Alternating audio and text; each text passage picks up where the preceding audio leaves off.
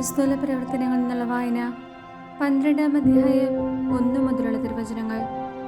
യാക്കോബിന്റെ വധം.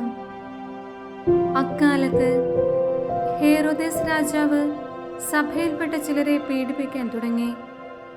അവൻ യോഹന്നാന്റെ സഹോദരനായ യാക്കോബിനെ വാളിനിരയാക്കി. യഹൂദരെ ഇത് സന്തോഷിപ്പിച്ചുവെന്ന് കണ്ട് അവൻ പത്രോസിനെയും ബന്ധനസ്ഥനാക്കാൻ ഒരുമ്പെട്ടു. അത് പുളിപ്പില്ലാത്ത അപ്പത്തിന്റെ ദിവസങ്ങളായിരുന്നു. അവനെ കാരാഗൃഹത്തിൽ അടച്ചതിനു ശേഷം 4 ഭടന്മാർ വീതമുള്ള 4 സംഘങ്ങളെ അവൻ കാവലിന് നിയോഗിച്ചു. പെസഹ കഴിയുമ്പോൾ അവനെ ജനത്തിന്റെ മുൻപിൽ കൊണ്ടുവരണമെന്നായിരുന്നു അവന്റെ ഉദ്ദേശം. അങ്ങനെ പത്രോസ് കാരാഗൃഹത്തിൽ സൂക്ഷിക്കപ്പെട്ടു. സഭ അവനു വേണ്ടി ദൈവത്തോട് തീക്ഷ്ണമായി പ്രാർത്ഥിച്ചു കൊണ്ടിരുന്നു. കാരാഗൃഹത്തിൽ അത്ഭുതം.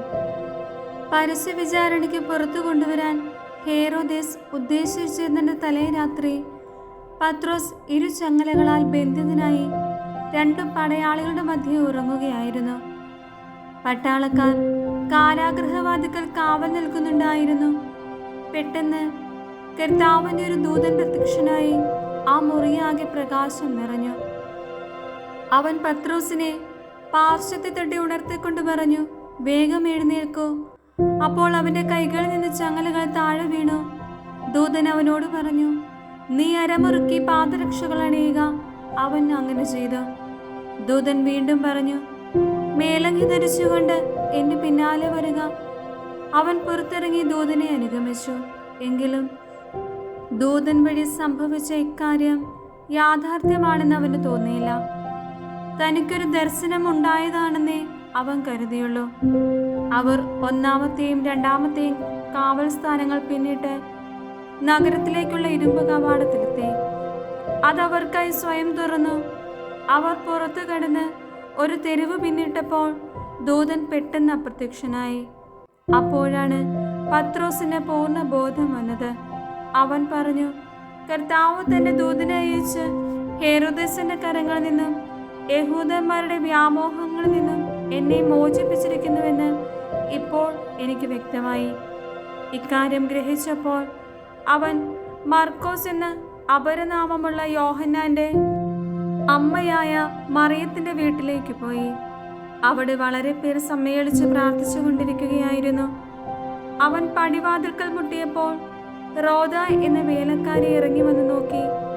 പത്രോസിന്റെ സ്വരം തിരിച്ചറിഞ്ഞ അവൾ സന്തോഷഭരിതയായി വാതിൽ തുറക്കുന്ന കാര്യം മറന്ന് അകത്തേക്ക് ഓടിച്ചെന്ന് പത്രോസ് വാതിൽക്കൽ നിൽക്കുന്നു എന്നറിയിച്ചു. നിനക്ക് ഭ്രാന്താണെന്ന് അവർ പറഞ്ഞു. അവൾ വീണ്ടും തറപ്പിച്ചു പറഞ്ഞപ്പോൾ അവന്റെ കാവൽ ദൂതനായിരിക്കും എന്നായിരുന്നു അവരുടെ മറുപടി. പത്രോസ് വാതിൽക്കൽ മുട്ടിക്കൊണ്ടിരുന്നു. അവർ കതകു തുറന്നപ്പോൾ അവനെ കണ്ട് വിസ്മയിച്ചു. നിശബ്ദരായിരിക്കുവാൻ കൈകൊണ്ട് ആംഗ്യം കാണിച്ചതിനു ശേഷം എങ്ങനെയാണ് കർത്താവ് തന്നെ കാരാഗൃഹത്തിൽ നിന്ന് രക്ഷപ്പെടുത്തിയതെന്ന് അവൻ വിശദീകരിച്ചു. ഈ സംഭവം യാക്കോബിനോടും സഹോദരന്മാരോടും പറയണമെന്ന് അവൻ ആവശ്യപ്പെട്ടു. അനന്തരം അവൻ അവിടെ നിന്ന് പുറപ്പെട്ട് വേറൊരു സ്ഥലത്തേക്ക് പോയി. പ്രഭാതമായപ്പോൾ പത്രോസിന് എന്ത് സംഭവിച്ചിരിക്കാമെന്നതിനെ കുറിച്ച് പടയാളികളുടെ ഇടയിൽ വലിയ പരിഭ്രാന്തിയുണ്ടായി. അവനെ അന്വേഷിച്ച് കണ്ടെത്താതെ വന്നപ്പോൾ ഹേറോദേസ് കാവൽക്കാരെ വിചാരണ ചെയ്യുകയും അവരെ കൊല്ലാൻ ആജ്ഞാപിക്കുകയും ചെയ്തു. അനന്തരം പത്രോസ് യൂദയായിൽ നിന്ന് കേസറിയയിലേക്ക് പോയി അവിടെ താമസിച്ചു. ഹേറോദേസിന്റെ ദുരന്തം. ടൈറിലും സീദോനിലുമുള്ള ആളുകളോട് ഹേറോദേസിന് വൈര്യമുണ്ടായിരുന്നു. അവർ ഒത്തുചേർന്ന് രാജാവിന്റെ അടുത്ത് ചെന്ന് അവന്റെ പള്ളിയറക്കാരനായ ബ്ലാസ്തോസിനെ സ്വാധീനിച്ച് സമാധാനത്തിനു വേണ്ടി അപേക്ഷിച്ചു. കാരണം അവരുടെ ദേശം ഭക്ഷ്യസാധനങ്ങൾക്ക് ആശ്രയിച്ചിരുന്നത് അവന്റെ രാജ്യത്തെയാണ്. ഒരു നിശ്ചിത ദിവസം ഹേറോദേസ് രാജകീയ വസ്ത്രങ്ങൾ ധരിച്ച് സിംഹാസനത്തിൽ ഉപവിഷ്ടനായി അവരോട് പരസ്യമായി സംസാരിച്ചു. ജനക്കൂട്ടം വിളിച്ചു പറഞ്ഞു, ഇതൊരു ദേവന്റെ സ്വരമാണ്, മനുഷ്യൻ്റെതല്ല. പെട്ടെന്ന് കർത്താവിന്റെ ഒരു ദൂതൻ അവനെ അടിച്ചു വീഴ്ത്തി. എന്നാൽ ദൈവത്തിന് അവൻ മഹത്വം നൽകിയില്ല. പുഴുക്കൾക്കിരയായി അവൻ അന്ത്യശ്വാസം വലിച്ചു. ദൈവവചനം വളർന്നു വ്യാപിച്ചു. ബാർന്നബാസും സാവോളും തങ്ങളുടെ ദൗത്യം പൂർത്തിയാക്കി ജെറുസലേമിൽ നിന്ന് തിരിച്ചു വന്നു.